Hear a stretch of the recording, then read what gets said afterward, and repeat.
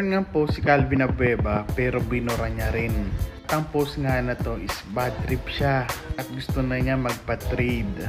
Mayroon 3 teams na feeling ko dun potentially matitrade to si Calvin if ever nga mangyari to. Number 1 ko nga is Converge Fiber Xers.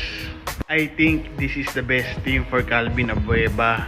Siya yung veteran presence na kailangan itong Converge Fiber Xers kasi medyo bata pa yung team nila eh. Tsaka yung mga kapampangan connection niya katulad nila Justin Baltasar, yung coach nila si Delta Pineda. Tsaka parang mini comeback niya sa dati niyang team na Alaska. Yung pinalitan naman talaga ng Converge Fiber Xers din is Alaska, di ba? Ang number 2 nga, isang mga paborito ng mga fake vloggers na i-trade siya sa Hinebra.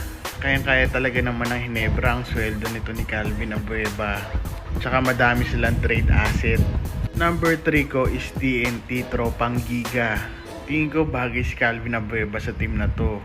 Tsaka katulad nga ng Hinebra is meron tong pang trade asset at malaki magpasweldo.